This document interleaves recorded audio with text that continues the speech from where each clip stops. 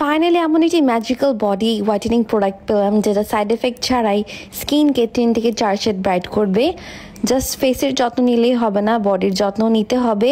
আমাদের বাংলাদেশের weather and San tanning এর কথা আপনারা সবাই জানেন।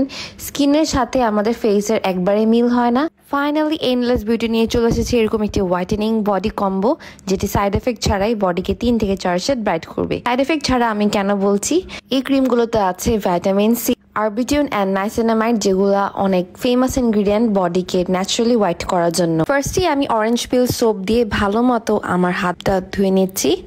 এই সোপ অনলি বডি পার্টসে অ্যাপ্লাই করা যাবে, কোনো প্রাইভেট এরিয়া, আন্ডার আর্মস বা মুখে অ্যাপ্লাই করা যাবে না। সোপটা অ্যাপ্লাই করে 5 মিনিট রেখে আমি ভালো মতো ক্লিন করে নিব।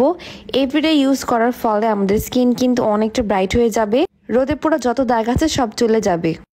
এই প্রোডাক্টগুলো জাস্ট রাতেই অ্যাপ্লাই করতে হয়, কারণ সারা রাত এই প্রোডাক্টগুলো স্কিনে কাজ করে অ্যান্ড সকালে অনেক সুন্দর একটি ব্রাইট স্কিন চলে আসে।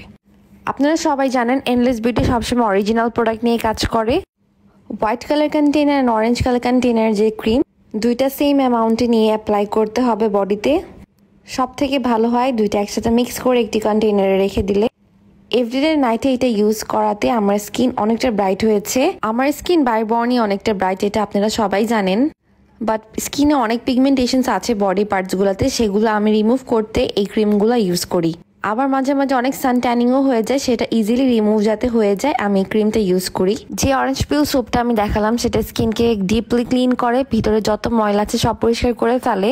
এই ফুল কম্বোটা স্কিনকে অনেক হাইড্রেটেড রাখে, স্কিন গ্লো অ্যান্ড সফট করে, কোরিয়ানদের মতো করে ফেলে। অ্যান্ড আরেকটা কথা, সেম প্রোডাক্ট অন্য জায়গায় আরো কম প্রাইসে পেতে পারেন, বাট সেটা অরিজিনাল হবে না, কাজও সেম হবে না। এই কম্বোটি অ্যাপ্লাই করে নেক্সট মর্নিং অরেঞ্জ পিল সোপ দিয়ে স্কিনটা ভালো মতো ধুয়ে ফেলতে হবে। মনে রাখতে হবে ঘরের বাইরে রোদে বা রান্নাঘরের হিটের সামনে যাওয়া যাবে না।